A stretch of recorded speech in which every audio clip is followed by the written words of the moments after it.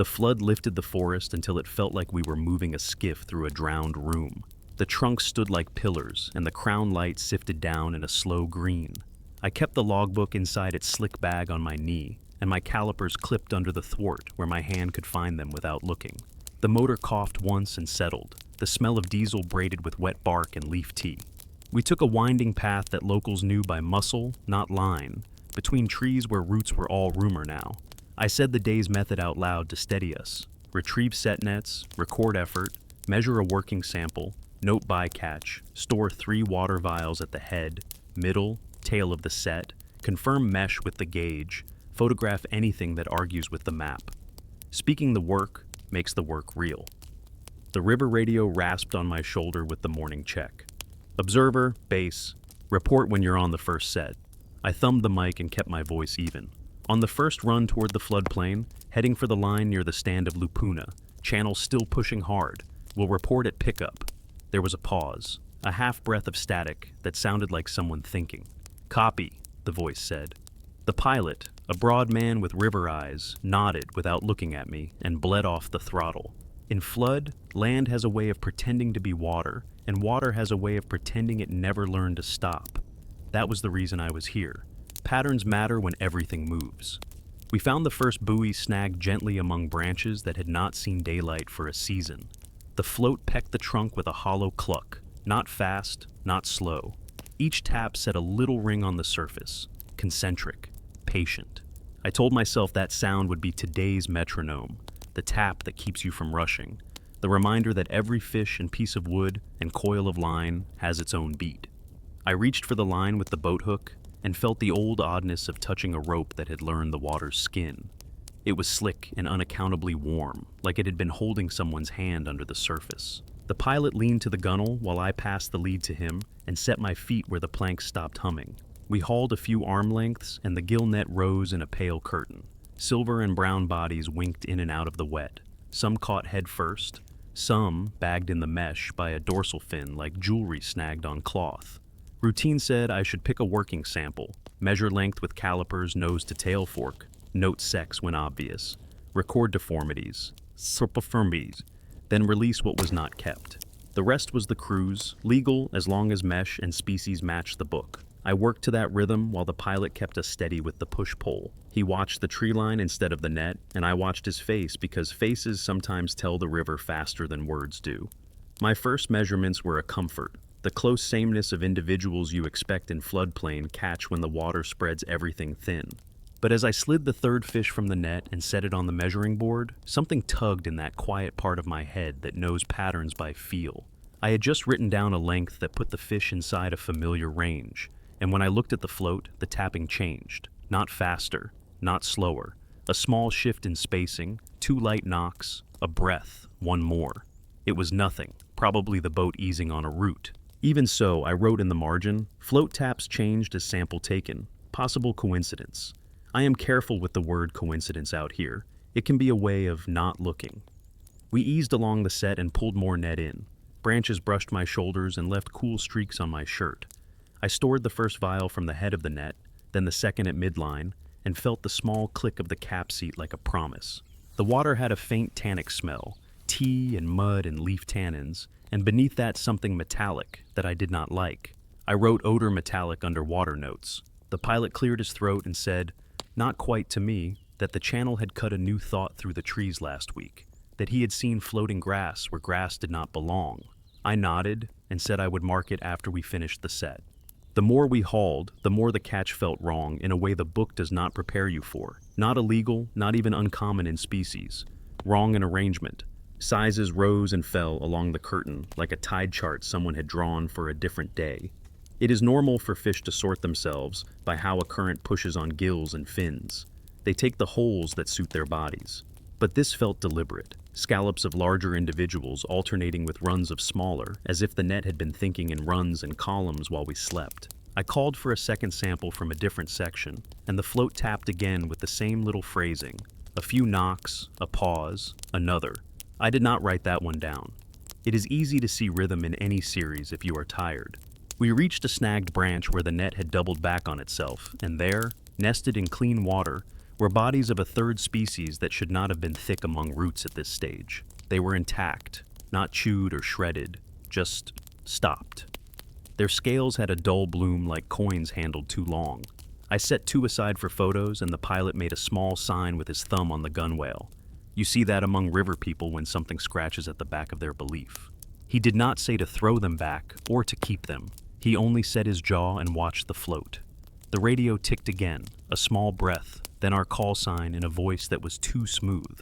I answered and said we were midway on the first set, no entanglements, measuring and sampling as planned. Base asked if the crew had reported any damaged gear in the area. I glanced at the pilot. He shook his head once. Negative, I said. The voice said, understood, keep an eye on irregular behavior. Then nothing. I wrote the phrase into the log to make sure I hadn't imagined it. Keep an eye on irregular behavior, as if the nets were people. When we came to the tail of the set, the buoy there tapped a different tree. The 3 knocks were spread wider, like breath after a sprint. The water around the float did a small thing that I would have called a smile if water were allowed to have a face. The pilot brushed the float with his hand, and it went silent. Then the pilot's watch beeped, except he did not own a watch that beeped, and I realized what I had heard was not metal, but something echoing under the hull, a knock that traveled the length of the skiff and settled in my shoes. I checked the planks. They were dry. I checked the net. There was no creature thrashing against the wood. I wrote a careful note about a transmitted knock with no clear source, possibly current on hull. We reset the set farther off the trunk line to keep it honest. I photographed the knot and made sure the mesh gauge passed with a grace that would satisfy anyone with a clipboard. The pilot asked whether we should shift to the open channel and leave the forest for later. He didn't like how the current pressed the trees from the backside. I told him routine would be our anchor. Follow the plan, make the records, move methodically. It sounded brave when I said it. It felt like stubbornness as soon as the words left my mouth. We eased the motor to life and pushed toward the next set, the forest closing behind us like a gate we had not seen until we passed it. On the run, I tried to align the morning against last week's maps. In flood stage, landmarks become jokes. That is why we use bearings, why we mark the lip of islands and the stand of particular trees with paint or metal tag. But the tags we found today had shifted deeper into the forest without the trees moving, at least not in any way a grove should. That meant either the river had learned to carry names along with mud, or I had learned to misremember. I tested the second vial for turbidity and found the light through the water looked clean. Too clean for the leaf soup we were traveling through. I shut one eye and held the vial up. The world on the other side had sharp edges. The world outside the glass was softer. We reached the next buoy and the tapping began before I laid a hand on the rope. It was almost playful, like a child counting steps. I said, loudly enough that the pilot could claim later he had not heard me right, that the float was writing in numbers. He said, as if we were back at the dock with men listening, that floats do not write and nets do not count, and that I should stop talking as if the forest could hear. I put the logbook away and tied the radio down so it could not fall. Then I took a breath and wrote this much. Float taps correspond to the lengths I recorded earlier. Spacing suggests tally rather than random strike. Under that line I wrote another, will test against next sample. I could feel the cost of writing it, the way it fixes a suspicion in ink. The day steadied for a moment, the river pretending to be gentle. I let myself think that routine would grind the oddness down, that the next measurements would be boring in the best way, that the taps would resolve into the chatter of wood on bark. I told the pilot we would finish the forest sets, then head for the open, then return to base with what we had. He agreed with a breath through his teeth. The buoy tapped its small code to itself, and for the first time I was certain the spacing matched a column in my log. Not the numbers themselves, I didn't need numbers to feel it, but the way a line breathes when the lengths sit in a narrow band. The float breathed with my notes. I capped the last vial and slipped it into the rack. The headlamp in my pocket knocked lightly against my thigh as if reminding me that light helps even in day. I did not put it on. I wanted to earn my way to naming this, not scare it into hiding. The forest around us held its decorum. The only other sound was a bird calling, with a voice that did not belong here, a dry, savanna voice misplaced among flooded roots. I said to the pilot that we would run the next set, slow and record the timing of the taps, whether or not we could defend the choice. He did not answer. He only pushed us toward the next float, while the skiff and the net and the book swung into the rhythm the river offered. a rhythm that had started to feel like someone counting me instead of fish. The next float waited in a pocket of calm, as if it had found its own porch among the trunks. I set the logbook on my knee and told the pilot we would work by the book, but add one small test that would not injure the data. He grunted the way rivermen do when they accept something without liking it. I clipped the calipers from under the thwart, checked their tension with a thumb squeeze, and spoke the list to anchor myself.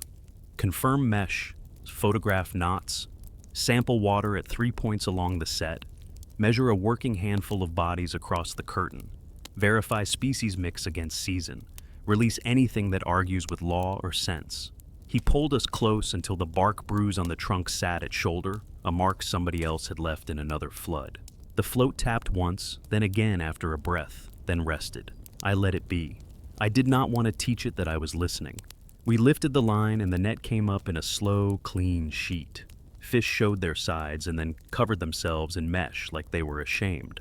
I picked my sample from the left third of the set, a position far enough from the lead tongue not to bias toward the bullies that rush the first opening, close enough to keep the current from sorting for me.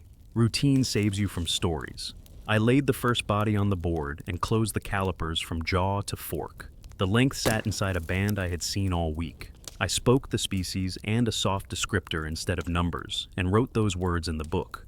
The float tapped twice with a tiny impatience. The second fish was shorter, a compact thing with a tail notch you learn to spot by habit. The float knocked a single time, then paused. I wrote the length in the same plain language, and before the pencil left the page, the buoy ticked twice again, as if adding what I had just added. There are so many ways wood can talk against wood in water that I could have passed it off as play. I tried to. The pilot cleared his throat and watched the canopy for wind that wasn't there. I slid a third fish onto the board and set its length aloud to the log, steady as reading a grocery list. The float answered with that two knock and a breath and another. I did not look up. I moved my hand slowly and capped the first sample vial from the head of the set. The water in the glass had the clean, sharp look again, edges of the world inside it cut with a tiny knife, while the world outside the glass stayed soft. I rotated the vial and caught a line of silt inside that looked like the faintest ledger. Then it melted back to brown. The river radio rasped. Observer base.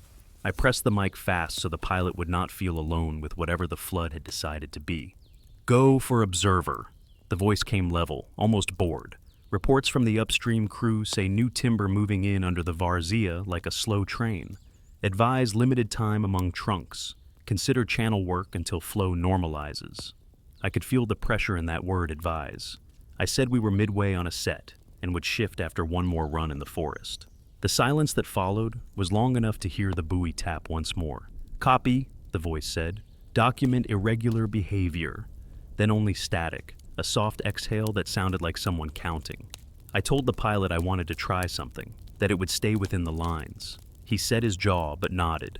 I asked him to steady the skiff so the float could hang without touching bark or root. No wind, no hull bump. He held the push-pull like a staff and locked us to a balance point I could feel in my feet. I opened the logbook to a clean margin and wrote a pretend measurement for a fish I had not touched, a length that did not match the band we had seen. It was a test I would strike after, a decoy to catch a rhythm if there was one.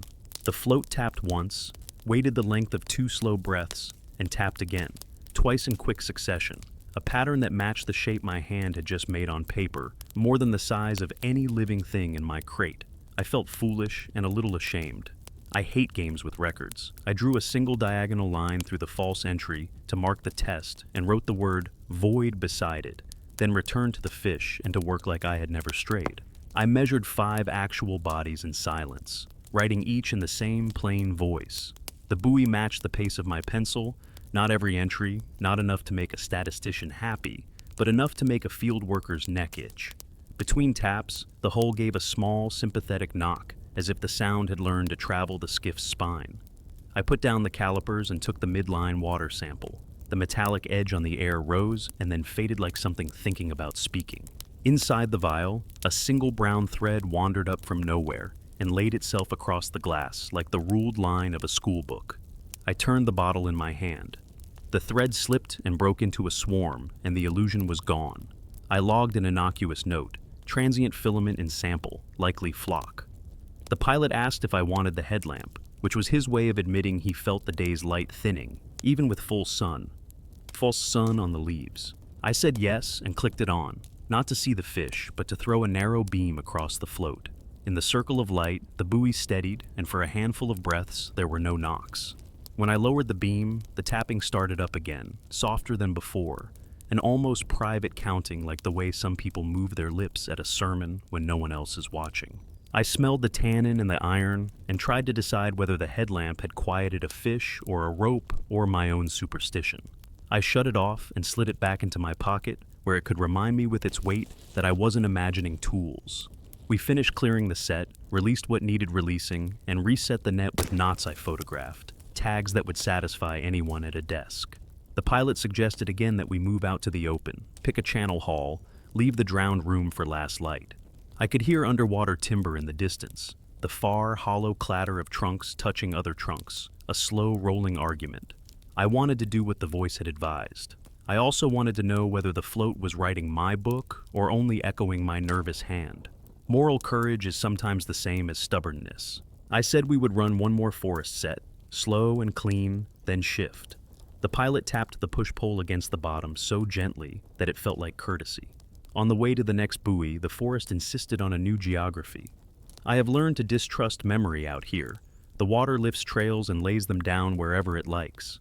Even so, a path that had been open a moment before now had the close feel of an old hallway. A tag we had hammered into a buttress weeks earlier stared at us from deeper shade, as if the tree had moved without walking. I checked the map, checked the compass rose at the page edge, and then chose to believe the present over the notes. The bird with the wrong voice called again, a dry, prairie sound misplaced on a flooded stage. I wrote, softly and for myself, spatial drift suspected. Tags appear displaced without evidence of felling. The float ahead began to speak before we were close enough to feel the rope in our hands. We came in quiet, the motor dead, the pilot holding us in a kind of patient hover. The buoy tapped in a phrase I could not ignore now, a little cluster, a pause, a single. Not just the pace of my pencil, but the feeling of a sum, the way a tally sometimes breathes at the end of a column. I told the pilot I would take a new approach. I would think the lengths without speaking, write them with my left hand, while my right held the fish to keep the rhythm of work honest. He didn't answer. He watched the float the way people watch a mouth they half expect to form a word. I measured the first body in silence and wrote a tight phrase with my clumsy hand, then set the fish back to the water. The float gave one small knock after a long breath and went still. The second fish, larger, slid across the board with the kind of gravity you feel in your wrist bones. I wrote its length in the same left-handed scratch. The buoy answered with 2 close taps, then another after a beat that matched the pulse in my neck. I put the pencil down. I could smell the iron again, faint as the inside of an old boat. The hull gave the softest reply, like a fingertip flicked a drumhead somewhere under our feet. The radio coughed. "Observer," the voice said. "If you have what you need, clear the varzea. Debris has shifted. We've had one report of lines moving without wind." That last phrase landed like a small stone. Lines moving without wind. I said we would wrap up once the set was reset and the samples capped. The pilot did not say anything aloud, but his profile had the look of a man steadying for a wave he does not trust. I pulled the headlamp again and shone it just under the float, lighting the rope where it entered the brown. In that thin column, the silt arranged itself for a moment into parallel smears, as if a thumb had dragged through dust on a ledger. Then the column swirled, and the marks were gone. The buoy tapped once, and the knock traveled the keel. I did not feel watched, exactly. I felt counted, as if the tally had rolled from fish to tools to people, and the pace it kept now was not the cadence of my pencil, but the beat I could feel in my mouth and wrists. I capped the last vial and held it up. Inside, the world was still crisp, and the tiny thread had settled at the bottom like a line waiting for more figures.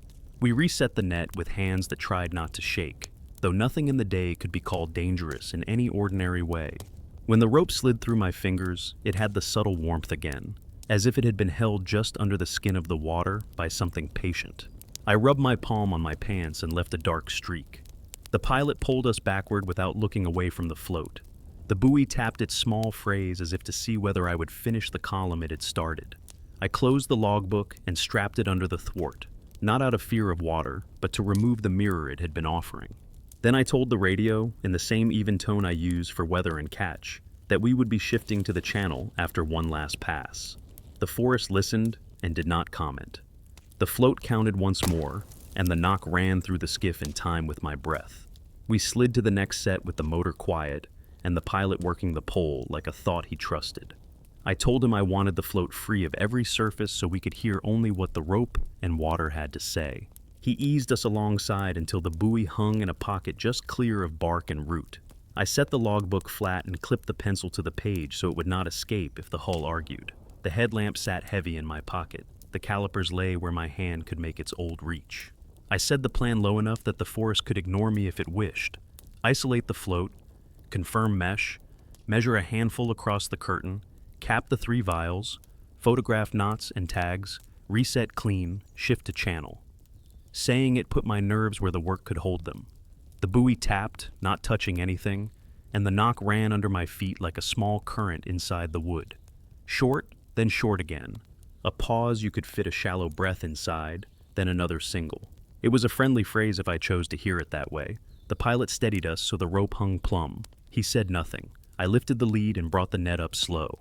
Silver flashed between trunks and settled back into mesh. The first bodies were ordinary, the mix you expect when the flood has thinned the world and the world has thinned your expectations. I picked a working handful and spoke the routine to keep myself honest. Jaw to fork, lay flat, no pressure on the board. Write the length plain, note sex if obvious, mark oddities without telling stories to the page. On the first entry, the buoy kept time with me as before, a neat little echo of my hand.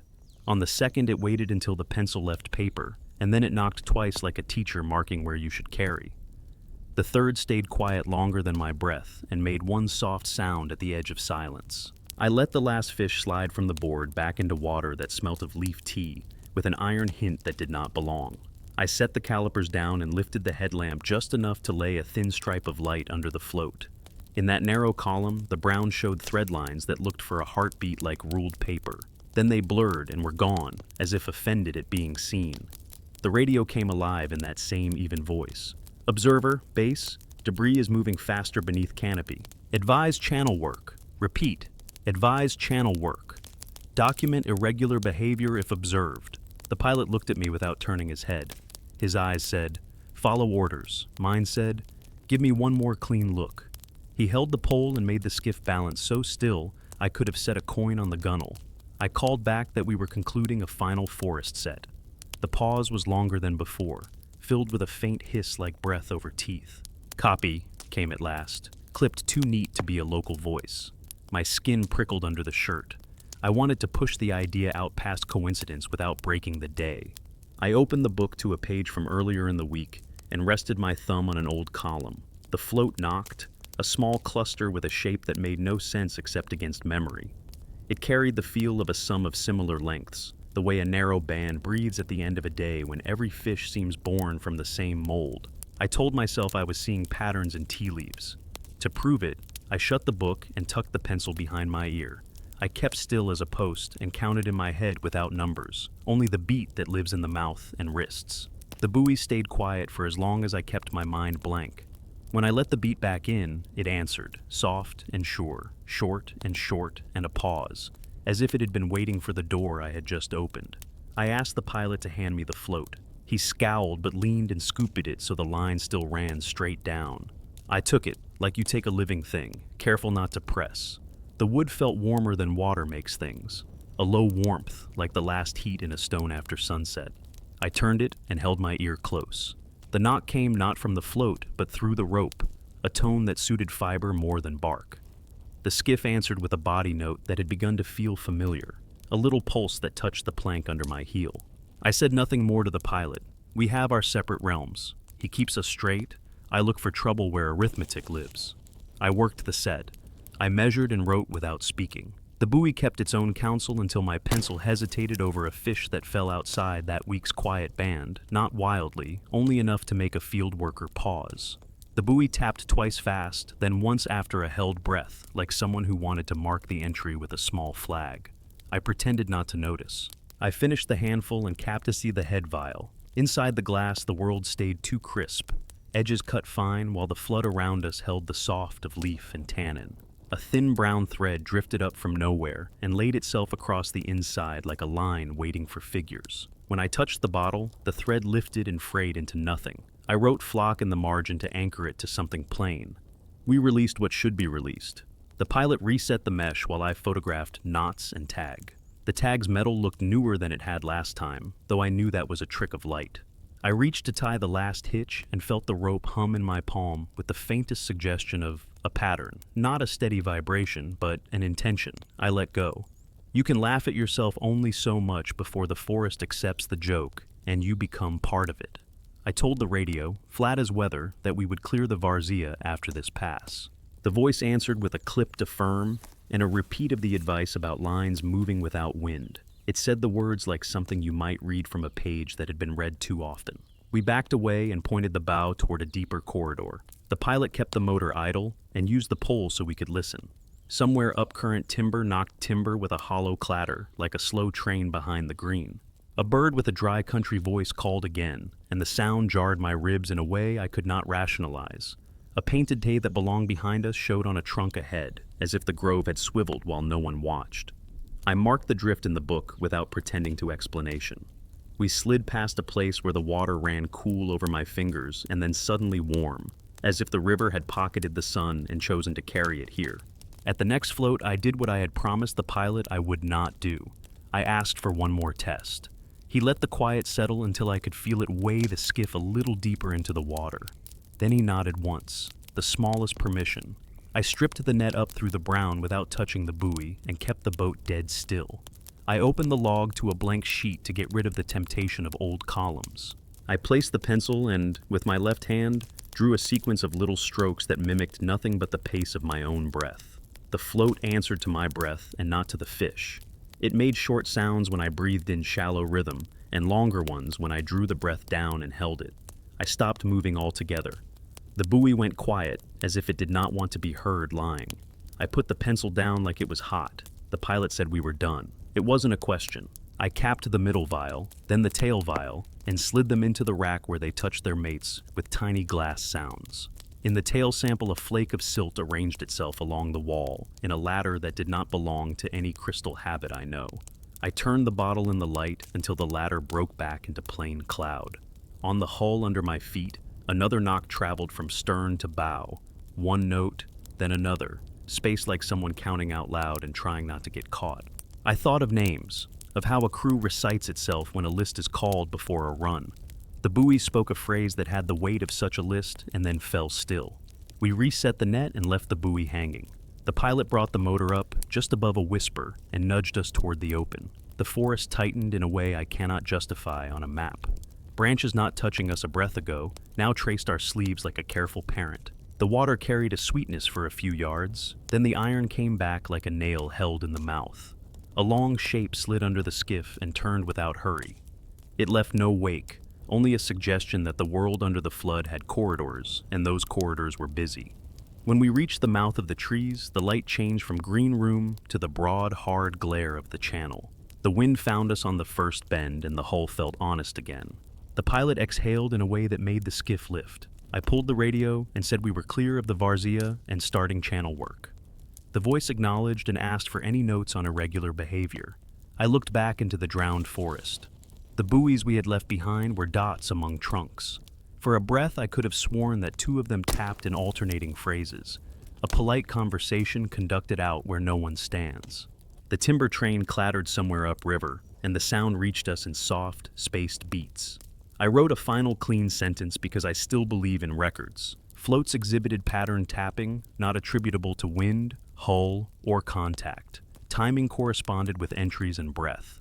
Then I closed the book, and the river met us with the working chop of open flow. The pilot trimmed the motor for the channel, and I set the calipers in their place again.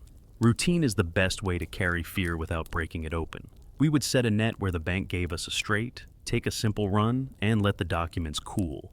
Behind us, the forest kept its own tally, or I had let it convince me that it did. Either way, the day would take its cost. I tightened the strap on the book and watched the last buoy vanish from sight. Even with sun on my neck and legal water ahead, I could feel the small knock traveling the frame of the skiff, as if the tally had learned a way to move with us. The channel gave us a hard glare and simple rules. Wind came down its length in clean runs, and the chop put honest noise under the planks, a working racket that made the forest feel like an idea we had both dreamed. I set the logbook open on my knee and let the first page breathe. The pilot trimmed the bow toward a length of cutbank where the current made a gentle seam, the kind of place that feeds a gill set without polishing it bare. We dropped the first anchor stone and paid out the lead until the float rode tidy. The buoy kept its manners, quiet as a guest who understands a house. I told myself the tapping belonged to trees, not to tools, and that the channel would put that to bed. The work here goes different, but not strange. I spoke the method anyway to lay rails for my nerves. Set net tight to the seam, confirm mesh, record effort, measure a modest handful from the take, release clean, cap 3 water vials along the spread, photograph knots, photograph bank face, log wind and chop as plain language. The pilot eased the skiff along the set so the board would not skate under my hand. Diesel threaded the air with leaf tea and that iron hint that had learned my throat somewhere among trunks. We brought the first section up, and the bodies were the kind you expect when floodplain empties into main flow, leaner things with muscle tuned for the push. My calipers found the old rhythm, and the board took the weight without complaint. I wrote the lengths the way I always do, in words that carry size without the exactitude of a lab. The buoy held its silence, which should have soothed me. Under my feet, though, the hull still kept a small communion with itself. A knock that traveled the grain like a slow word passed from stern to bow.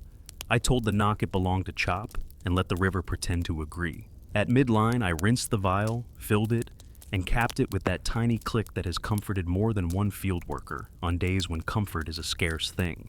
Inside the glass, the world looked crisp again, edges of leaves and bark drawn finer than they were in air. A faint brown thread rose from nothing and laid itself along the wall as if a hand had ruled the vial for me. I turned the bottle. The line held a beat too long and then broke into cloud. I wrote flock in the margin as if the word could keep the day from walking out of the room. We moved along the set and I photographed knots and the tag on the float. The metal showed a clean shine where it should have dulled with flood touch, a trick of light, I told myself, the water being playful. Along the cutbank, the silt fell in curtains from little undercut shelves. In one pocket where the bank had slumped, the falling silt laid itself down in neat parallel tongues as regular as ruled paper, each tongue starting crisp and then fraying, each the length of a calm breath. The pilot saw me watching and said a thing rivermen say when they meet order in a place that loves disorder, just bank talk. I agreed out loud and did not agree inside. The radio scratched. Observer, base, channel conditions stable, continue as planned, document irregular behavior. They said the last phrase the way you would say rain likely, as if someone had been told to insert it at intervals on a line. I pressed the mic and reported routine. Net set clean, catch ordinary, no entanglements, samples collected. My voice sounded like it belonged to a person sitting at a desk. That is the trick you learn in the field to keep fear from finding you through your own throat. We finished the first haul and reset a short way down. Same seam, same respectful angle to the bank. While the pilot made the tie, I read back through my morning pages, not for numbers, only for the shape of entries, the way a day breathes on paper. Columns rise and fall like weather when the world is behaving. Mine showed a careful sea, small waves of sameness, occasional trough where a longer body slid by, a few shards of oddity sitting like birds where the line should be empty. In the top corner, a finger of water from the vial had smudged the page. The wet laid itself along the margin with the neatness of a ledger keeper. As I watched, the edge of that damp spread wavered in little notches that matched the rhythm my hand had kept an hour earlier. I turned the book to angle the sun. The notches melted into a simple stain. I told the stain to stop telling stories. We worked the second haul, and I measured without speaking. No float tapped in the open glare. Still, the hull kept its minor note, a touch so polite I might have missed it if the forest had not taught me to listen. I set the calipers down and slid my hand along the plank by my foot. The wood carried a warmth that belonged to sun and to use, and under that a pulse that might have been my own blood confusing the day. I told the pilot that after this set we would take an idle run down to the Big Bend and call it a kindness to the base, then return with records clean. He said that sounded like sense, and looked relieved in a way you can hear when the pole eases. At the tail of the second set, the water did a small thing that has no right name. The chop softened to a silk for a breath, and the silt in the seam arranged itself into faint bars spaced like the measure of a song I did not want to sing. The bars held through a pair of heartbeats and then lifted, traveled, and redeposited farther down in the same spacing. The pilot muttered that we had a trick of light, and I said yes with the tone of a person who does not intend to argue in a skiff. I capped the tail vial. Inside, the brown thread rose again and this time split into steps like a stair drawn by a child who has been told that stairs are all the same height. I turned the bottle and the stair washed away. We moved into the idle run and let the current carry us. The forest line on our right drifted at a walking pace. The timber train upriver clattered a little, but the sound had more spread to it here, a kinder distance. I breathed easier and the knock in the hull eased with me, as if made of courtesy. The logbook lay open enough for me to see last week's totals, the lines and words that make days into weeks and weeks into the kind of time you can hand to someone else without apology. A small smear of silt fell off the edge of my measuring board and found the page. It didn't blot. It laid down in a pair of faint parallels and then slowed. The smear thinned to a whisper and stopped at the end of a column. I brushed it with the back of my knuckle and it became dirt again. The radio's even voice returned. Observer, base. Confirm you have shifted to channel. Any notes on lines moving without wind? The phrase came out smoother than local talk, like a reading learned by heart. I said we were in open water, sets completed without incident, and that we had observed silt behavior that might interest a person who records such things. The voice said copy, with the lack of curiosity that means too many other people are saying the same. I did not like that. The pilot did not like it either. We looked at the bend ahead as if it might tell us what the others had seen. At the bend, the current stacked against the far bank and threw off a field of boils, little crowns that rise and go flat like thought. In the lee, there was a quiet where you could pretend the river wanted you to rest. We let the skiff drift there. Under the surface, a long, pale thing slid and turned and made no wake. When it passed, the silt lifted in a ribbon that laid itself back down in marks like a tally kept by a careful child. The ribbon reached the bottom of our set and stopped as if respecting a margin. I said aloud, because speaking is how I keep myself honest, that I was recording the impression of ledger-like arrangement and silt deposition at the seam and in vials, not persistent, short-lived, possibly optical, merits further observation. Saying possibly optical buys you time with people who do not like what they hear. We ran a handspan farther and came on a buoy from a crew I knew by their knots. The float should have been up by the willow spit, not down here. The pilot raised his eyebrows, and I raised mine back. We looked for the crew and saw no one. The float did not tap. The line showed no strain. The tag stamp looked newer than the week deserved. I photographed it out of habit. On the image screen, the metal edge showed tiny bars of brightness at regular spacing, the way light leaks through blinds in a closed room. When I lowered the camera, the metal was plain again. I wanted the forest back in sight, where I could pretend to make the two geographies agree. I told the pilot to bring us around in a slow arc that would let the water do most of the work. He set the motor at a polite idle, and we let the bend deliver us toward the long straight where the varzea leaned in. The chop tapped a friendly song on the hull, and for a handful of breaths, I felt like a person doing a job in a world that stays put. Then the knock returned, not loud, placed like a finger to the table to call a meeting to order. It ran the length of the skiff in measured beats that felt less interested in fish than in me. The pilot steadied the pole across his knees without meaning to. I put the logbook flat and watched a film of damp creep across the lower margin in a slow angle, not down, not up, as if gravity here had the manners of a clerk. The damp stopped neatly beneath the last line I had written and waited. I did not give it another entry. I closed the book. We held to the channel because that is what the paper would want from people who mean to keep their jobs. The forest edge darkened, and the wind scuffed the light in a way that promised nearer weather by late day. I told the radio we were returning toward base along the main flow with sets completed and samples stowed. The voice copied and asked in that smooth, practiced way whether we had observed any counting behavior in gear or environment. I looked at the pilot. He looked at the water. I said we had observed patterns worth discussing and would bring notes. I kept my voice even. The hull gave a last, soft knock that traveled the frame in step with my breath, then fell silent as if the ledger had closed for now. We kept the bow pointed down the main flow and let the working chop rub the nerves off the morning. The pilot held the throttle at a polite hum, and the skiff settled into the honest creak and slap that a channel gives when it wants to be read, like a simple page. I opened the logbook, just enough to breathe, and felt the urge to smooth the damp place where the margin had taken on a tilt. I left it alone. Smoothing a thing makes it part of you in a way a field worker should avoid. I told the pilot we'd set one clean net on the outside of the next bend, a quick run to keep faith with routine, and to put the forest behind us in more than a glance. At the bend, the current made a soft seam against the cutbank.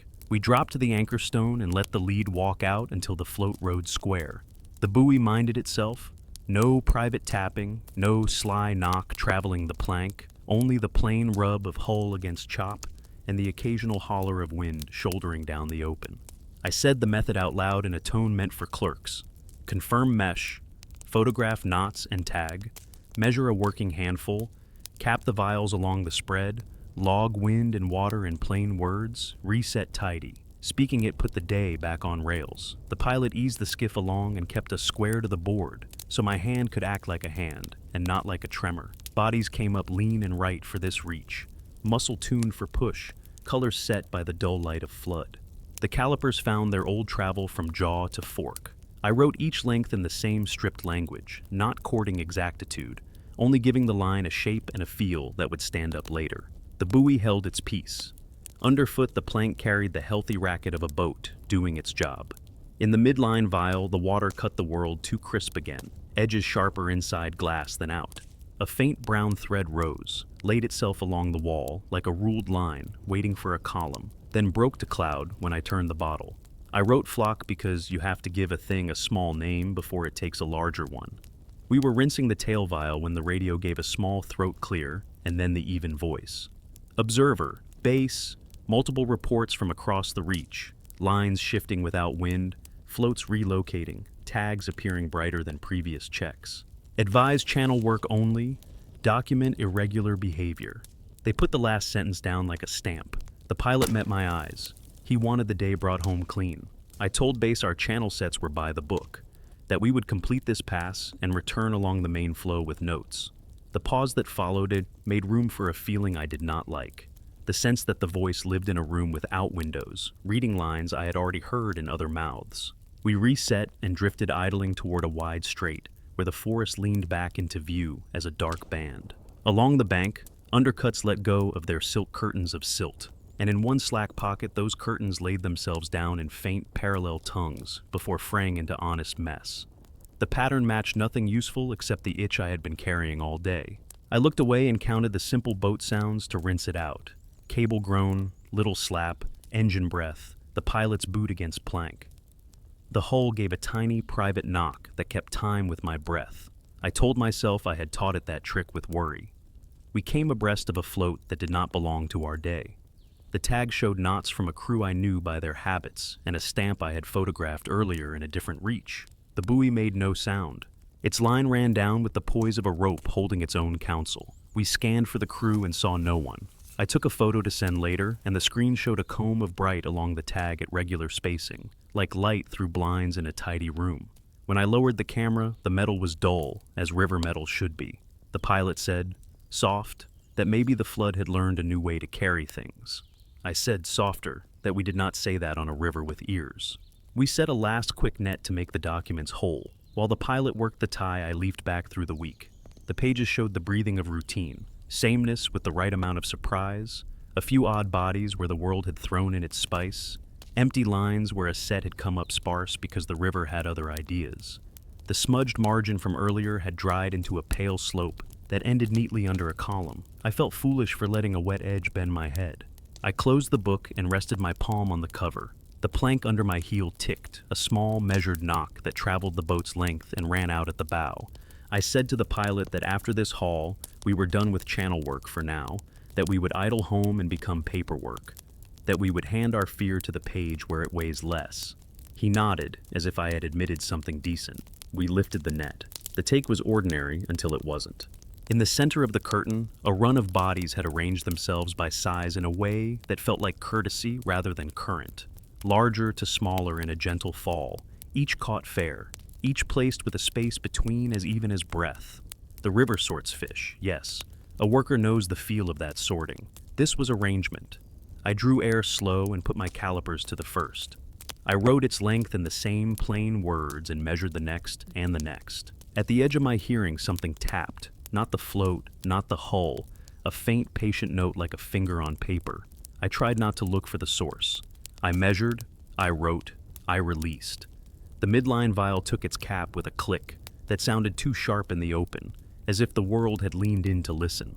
Inside the glass, the brown thread rose again, steadier, thicker, laid itself as a bar, and held through a count I will not grant a number. When it finally frayed, it did so in equal steps like a staircase. I turned the bottle and the steps slid into even nothing. I logged the impression in careful, boring words. Transient lamination in sample. Short-lived, likely flock. Further checks warranted. Boring saves you when the smarter parts of your head want to shout. We finished the haul, photographed the knots, and reset with hands that wanted to get the day done. The pilot took the pole for the drift home. I tucked the logbook under the thwart and cinched the strap. The headlamp knocked my thigh as if reminding me that day can turn into something else without asking. The forest line grew as we moved with the flow. I could see our old drowned room taking shape again among trunks. The even voice would prefer we kept our distance. The working part of me agreed. The other part, the little hard kernel that got me hired, wanted one more look from the edge, not to pry, only to confirm that the ledger we thought we saw was a story river people tell when sleep is thin. We slid along the seam where channel becomes floodplain. There, in that middle ground, the water did an awful kind of kindness. The chop went slack for the length of a breath, and the silt arranged itself in bars that matched the rise and fall of my entries from the morning. Not in measure, not in value, nothing that could be hauled into a meeting and laid on a table. Only in shape and in the way the spaces between carried pause. The bars held, then crept upriver against the flow as if dragged by a careful hand, then set down again with the same spacing just ahead of our bow. The pilot whispered a word he would not own later. I said we were leaving now. The radio took that moment to speak. Observer, base, reports of debris field shifting within canopy. One crew notes floats communicating across distance. Confirm return along main flow. The phrase about floats felt like something someone else had said first. I kept my voice even. I confirmed return, noted unusual sediment behavior in both open and flood margin, and said I had photographs and samples to support a discussion rather than a conclusion. The voice answered with thanks that had no weight, and a reminder to document irregular behavior. The knock in the plank gave a single, firm beat that made the pencil behind my ear jump. We turned the bow and let the river deliver us toward base. The pilot kept the motor just above idle and read the water with his pole, because a person can hear better when the machine keeps quiet. A long, pale shape slipped beneath us again and left no wake. I smelled leaf tea and iron, and something else, something like coin handled too long. The hull carried a faint warmth along its frame, as if the boat had been held under a hand. In the rack, the capped vials ticked softly against one another, with the rhythm of a list being called. I took the logbook out because I had to, because the page is where a day finds its boundary. I opened to a clean sheet, and the damp that belonged to river air laid itself along the bottom margin, slanted, neat, stopping just where a first line would start. I did not write. The damp waited with the patience of a clerk. We let the straightaway carry us. The forest along our flank breathed out and in, as if practicing a calmer life than the one it had shown us. The pilot kept his eyes forward. I watched the last bend before the dock lift its shoulders in weather I could not read. The radio stayed quiet for a handful of breaths, the soft static running like wind over teeth. The hull gave a final, measured knock and then stopped. I felt counted and, worse, I felt entered, as if the day had found its way into the narrow places where work becomes habit. I put my hand flat on the logbook and told the river, out loud and plain, that I would record only what I could live with, that the rest could stay with the water until someone smarter than me came with a better name. The river narrowed to its working face as we ran with the main flow toward base. The pilot kept the motor modest and let the pole read the water like a blind hand on a rail. The chop in the channel gave honest noise, and for a while that steadied my head. The logbook lay strapped under the thwart to keep my nerves from searching its margins for shapes. The vials clicked softly in their rack like polite glass at a meeting. I told myself we would make the dock, hand our day to paper, and let other people argue about silt and floats and whether a ledger could be made from current and drift. Before the dock came into view, the river offered us a spoon of quiet along the flood edge. Out of that quiet, a buoy we didn't set slid across the seam and drifted inward, not pushed by wind, not pulled by any visible force, just moving the way a thought moves when it is already decided. The pilot cut throttle on instinct. The skiff held its place like it had been asked. The float glanced a half-sunk branch and made a small, deliberate knock that ran the hull from stern to bow. Far inside the trees, another buoy answered with the same calm tap, spaced like the pause at the end of a line. I felt the old itch rise. The channel had not washed the forest out of us. The forest had learned to lean on open water. I called base to be the kind of worker who does not take the river's hint alone. Observer, clear water, approaching base reach. Note, floats relocating toward canopy without wind. The radio voice came back with the same measured tone it had kept all day. Copy, observer, multiple crews report lines moving inward. Document irregular behavior. Advise you remain in channel. The repetition of that sentence felt like someone folding the same letter into too many envelopes. I said we would proceed to base unless gear required securing along the edge. The pause that followed breathed like someone counting in a quiet room.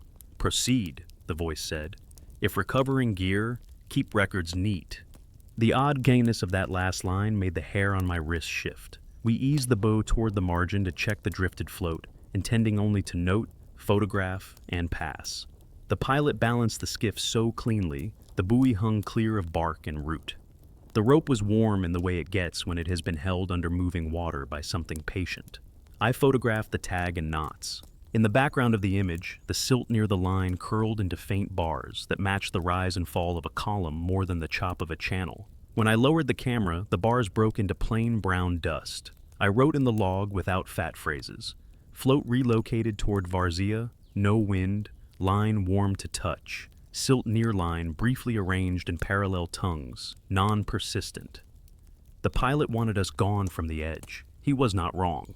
Still, a worker secures what can tangle other workers. I told him I would cut the line clear of the tree and return the float to open water. He nodded without liking it. I put on the headlamp, even though the light did not require it. I wanted a narrow beam to control my sight. In the circle under the surface, the brown lifted in tidy streaks and then dissolved into honest, confused water. The rope itself hummed in my palm with that faint intention I had felt before. Not a steady buzz, a shaped suggestion. I slackened it an arm's length and brought it taut again. The float pressed the air twice in small movements, then rested in a way that mapped too neatly to my breathing. I breathed shallow. The float's skin said yes. I got the weight in my hand and cut the line clear, photographed the ends, and wrote the shortest sentence I could live with. Line recovered from trunk without wind involvement. We put the buoy back into the channel. The pilot gave the motor a little mercy and we moved on. Ahead, a pair of floats we did not own slid across the seam and tucked themselves into the first row of trees, courteous as guests taking chairs near a door. Farther along, a tag I knew by its crooked stamp shone like it had been polished, brighter than flood work should make a thing. I photographed that too, and my screen showed the combed brightness again at even spacing, like window light through blinds in a still room. When I lowered the screen, the metal dulled to river again. The hull gave its small knock in a rhythm that fit my mouth and wrists. I told the pilot we would secure what lay on our path and nothing more. He agreed with the kind of breath a man saves for storms he has decided to go through. We came upon a net set by another crew, half in open, half between trunks, attached to nothing sensible. It hung plumb like a curtain in a house with no walls. The float tapped once, and somewhere deeper in the green another answered. I logged the placement, the odd free-hanging posture, the absence of wind. We had no right to salvage another team's work without cause, but a net hung like that makes a hazard to fish and workers both. I radioed base with the plain ask. Observe free-hanging gear near canopy edge. Recommend temporary secure and notify owners. The voice came back too quick, as if it had been waiting with the exact permission. Secure as recommended. Document irregular behavior. My neck prickled. The sentence felt laid in grease. We worked like people who respect paper and each other. I measured a short handful across the curtain to make any argument honest. The lengths fell inside bands that would bore a clerk. While I wrote, the two floats kept up their patient dialogue. Not every entry, not enough for brave conclusions, but enough to keep my hand thinking for me. I capped the head vial. Inside the glass, the world sharpened. Edges drawn with a fine pencil no weather owns. A thin brown thread rose and laid itself like a margin line on a school page. It held through the slowest breath and then broke into clouds with equal steps. I wrote flock in the quiet words that buy you time. Transient, short-lived, likely optical. Saying likely carries a weight that is easy to lift later. The pilot kept his eyes on the trees. We cut and retied the net so it lay honest along the seam. When the last hitch came snug, the ropes along the edge lifted and settled, as if something under the surface had exhaled. Far inside, a line of buoys began to drift inward in a neat stagger, each pausing a blink behind the last, as if answering a roll call. I counted without numbers, because counting leads a person into stories. The radio spoke into that quiet. Observer, base. Reports indicate lines relocating under canopy across several reaches. Some crews note pattern tapping between floats. The voice left a space as if I was meant to fill it. I said we had secured one free-hanging net, observed relocation toward canopy, and would return along the channel with samples and photographs. I did not tell the voice that the taps had learned the pace of my breath. That felt like a secret the day had a right to keep, until I could hand it to someone in a room with air that did not smell like iron and leaf tea. We set off again, hugging the edge just enough to keep the drifting floats in sight. The forest leaned over the water in a way that made the air cooler and the light older. The skiff's frame carried a warmth that belonged to sun, but under that lay a second warmth that felt borrowed. The headlamp in my pocket knocked my thigh with each small wave as if asking to be turned on. I kept it dark. I've learned that a beam sometimes teaches a thing it is seen, and then the lesson goes where you cannot follow. Near a familiar lupuna, a painted tag we had set in an earlier flood showed itself deeper in shade than it ought to be. The trunk had not fallen. The grove had not crashed. Still, the tag looked displaced by a pace you could feel in your knee. I wrote spatial drift suspected, not defensible yet, and kept my eyes where the rope met water. The next buoy slid inward with that same thoughtful poise, and touched a buttress like it had returned something it had borrowed. It tapped once, then twice, with a pause that matched the way you write a full stop and take a breath. My name sat in my mouth. I kept it there. The pilot said we were done here. He was right. Orders and common sense and the bone-deep impulse to avoid teaching bad lessons to a river all said the same. We turned the bow toward base proper. Even so, the river had one more motion left for us. As we crossed the seam, a run of silt under the bow lifted in a ribbon and laid itself down against the flow in marks that spaced like entries on a page. The ribbon reached an invisible margin, stopped, then slid inshore like a string being pulled over a desk. Far inside, a buoy answered with a knock that felt older than the gear it wore. I opened the logbook because that is the only spell I carry. The bottom margin gathered a film of damp and laid it along the width with the neatness of a desk clerk. It stopped just where a line would begin. I did not write there. I wrote in the corner instead. The plainest sentence I could manage without lying to myself. Persistent impression of tally and floats, silt and hull. Correspondence with breathing likely. Further work requires witness and cool heads. The act of writing settled something in me I didn't know was loose. The hull knocked once, an assent or a joke, I couldn't tell.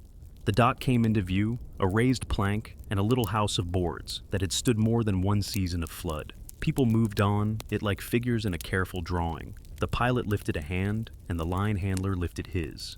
As we came alongside, the vials tapped one another in the rack, with the rhythm of names being called. The floats at the edge continued their slow inward drift, steady as any list. I handed the bowline up, and felt the skiff choose to be a boat again, instead of a question. On the radio, the smooth voice offered thanks that did not come from a person I could picture. Observer, base, confirm berth, deliver samples and notes, debrief to follow. The words carried the hush of a script that had begun to learn itself. I said we were tied and safe and would bring the records. Before I clipped the mic back to its cradle, I heard a faint double tap in the carrier, like someone testing the shape of a name. We stood there for a long breath while the boat settled and the river resumed the racket of work. The pilot kept his hand on the gunwale, as if he could feel whether wood intended more speech. I gathered the logbook, the calipers, the vials, the headlamp, the camera, each with the care you use when a day has decided to weigh itself. The dock boards felt steady under my boots. The forest line in the corner of my eye arranged itself into columns for a moment and then relaxed into trees. The air smelled of diesel and leaf, and that ghost of iron that had taken hold behind the teeth. I told the pilot we would say what we saw, and nothing that we could not carry next week. He nodded. Behind us, under the planks, a small knock ran the length of the hull and stopped, polite as a clerk closing a book. Back at the dock, the river flattened to a page, and the skiff learned again how to be tied. The line handler took the bow and asked nothing with his mouth. I handed the vials up one by one and felt the tiny kiss when glass passed to palm. The headlamp went into my pocket, the calipers into their sleeve, the logbook under my arm with the strap snug as if it were a patient. The pilot set the motor to rest and stood with his hand on the gunwale, listening to wood like a man listens for a child settling in another room. Under the planks there came a faint, polite knock, the kind a clerk uses when a door stands open, but someone needs you anyway. Inside the little office, the air had the sweet dust of paper, and an older iron ghost from tools that had lived too long in river weather. A fan turned with a slow faithfulness and gave the radio an occasional tremble. The coordinator sat with a folder open, and the even voice from the set finally had a face, not local, not visiting, but a voice worn into the building by repetition. I said the words I had practiced on the run-in: channel sets routine, flood margin complicated, samples and photographs in order, notes in the book, concerns about gear relocating without wind, silt showing brief lamination, floats tapping and phrasing that corresponded with entries and breathing. Saying it in one breath made it manageable. The coordinator made a small mark and asked for the vials. We took them to the back bench where the strip light gave everything the clean mercy of a clinic. Betsitas, a tech with sleeves rolled high, had other cruise bottles lined in a row and a tray of filters ready. When I set mine down, their glass shoulders found a shared rhythm that felt like names being called. The tech paused, then smiled like a person being polite to a superstition. We watched the midline vial while the coordinator wrote an incident line. Inside the glass, a brown thread rose and laid itself along the wall, like a margin line on a school page, steady, even. The tech tapped the bench to wake any bubbles. The thread held through a long breath and then frayed in equal steps to dust. The tech said lamination, likely flock, short-lived, and looked relieved to have words. The coordinator wrote the same words and let them be an answer. We opened the images on a cracked screen. The tags shone brighter in the photos than they had by eye, combed brightness stepping at tidy spacing, as if the metal had learned to accept light in lines. The text said polarizing effect, odd but not unheard. Perhaps the lens had learned a mood from water. The coordinator agreed with a small sound that kept options open. On one frame, the silt behind a rope laid itself down in little tongues that matched the shape of a column without being one. We watched the bar against the bank in another image shift, right where a margin would sit. The coordinator asked whether wind had turned. We both said no in the same tone you use when the truth rests on a narrow ledge. On the radio, the even voice read reports from other reaches, floats moving inward as if called, lines learning to hang plumb where no anchor lay, crews hearing knocks with the spacing of breath, tags shining like clean checks on old metal. The voice offered the words that offices use to make sense of field talk. Pressure pulses from far storms carrying through the basin, micro seiches setting up in drowned rooms, secondary currents arranging silt in barcodes meant for the bed, sensor artifacts in cameras, expectancy effects in tired brains. The voice said all that calmly and then added a line that did not feel written by the same hand. Document any impression of counting. It said the word impression with care, as if it could be coaxed into being a fact by good manners. I laid the logbook on the bench and opened to the clean page where the damp had laid its neat slant earlier. Under the strip light, a new film gathered along the lower margin, a narrow shine like a fresh rule. It stopped where a first line would begin. I looked at my hand and did not move it. The pilot stood in the doorway like a man deciding whether to sit for a family photograph. He shifted his weight and a soft knock traveled the floorboards from the boathouse side, more felt than heard. The tech pretended not to notice. The coordinator did not pretend. We made a small plan to keep the world plain. I would write a statement that used only the words we could carry next week. Gear relocation without wind observed by several crews. Tapping heard between floats and along hulls in spacings, some workers described as breath-like. Silt in vials and along banks showing brief lamination that suggested but did not confirm ledger-like arrangement. Photographs capturing unusual stepped brightness on tags. Safety interventions taken to secure free-hanging gear. Channel work preferred until flow. Normalizes. The coordinator would send it up the chain. The tech would process the water and note any repeatable drift at the bench. The pilot would keep the boat in work shape and not take stories home. We stayed there a while, long enough for the vials to wear the room's light, as if it were a uniform. When the tech rotated the midline bottle under the strip, a faint ladder showed again and then dissolved. When the headlamp beam passed the row in a narrow stripe, the taps at the dock fell quiet and returned when the lamp went dark. I held my breath once without meaning to, and in that held space the room felt emptied of knocks. When I let the breath go, a little sequence ran through the boards like a list being marked completed. I did not write those last pieces. I have learned that some observations do damage when they become entries. At the end of the bench, the calipers lay with their jaws slightly open. I closed them with my thumb and let the tool click once, the way it always does when it asks the day to accept a measurement. The knock in the floor answered with a spacing like a cent. That put me in a bad mood I hid as professionalism. I packed the calipers in their sleeve and strapped the logbook. The headlamp went into the top pocket where I could find it by touch if the night asked. The coordinator asked whether I had anything to add that I would defend in a room with windows. I said I could make a case for pressure pulses and open water resonance teaching the floats a rhythm, for secondary currents tutoring silt into bars, for camera glass finding steps in light where eyes miss them, for nerves teaching hands to see patterns in damp. I said, even if all that were true, the ledger we met would remain a courtesy we had not earned. The coordinator made a small mark and let the quiet agree.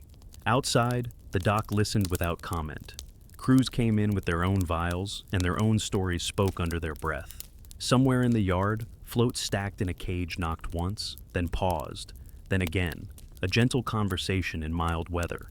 The pilot lit a cigarette he did not intend to finish and watched the forest line. I sat on the gunwale and felt the skiff's frame under me, like a rib. The river held its iron a little stronger here, near boards and nails. A heron ghosted past at the edge of the yard light and took no position on our notes. I opened the book one last time, because this is how I make an end. On a blank page, the bottom margin took on a quiet sheen, and then held still, neither creeping nor drying, as if waiting to be named. I placed the tip of the pencil just above it and did not write. The waiting itself felt like an entry. The hull under me gave a single measured knock that did not ask for an answer. Far inside the varzea, a pair of floats we couldn't see tapped back across the distance in a spacing I knew now by heart. I closed the book and set my palm on the cover until the urge to explain ran out of air. We carried the samples to the cooler and clicked the lid. We stowed the gear in a way that would make sense to tired hands in the morning. The radio murmured updates in the even voice, its script still learning what to do with the word counting. The pilot said he would be back before first light. I said I would too, because the right answer after a day like this is to bring more plain work. We stood there, while the boat made small settling sounds, and the river kept its gentle debate with itself. The knocks thinned until the dock was only wood, the vials only glass, the floats only floats resting in a cage. That was explanation enough for now. When I finally left the bench, the headlamp bumped my thigh, the way it does when it wants me to remember that light changes how things speak. I looked once toward the forest where the flood had built its drowned room. The trunks were dark columns. The gaps between held nothing I could call a figure. The air smelled of diesel and leaf tea with a faint coin taste behind it. I put the pencil in the spiral and told the night, in the same voice I use for weather, that I would write what I could live with and let the rest belong to water. The dock knocked once, courteous and complete, and the margin on the last page dried to a simple shine that did not ask for a line.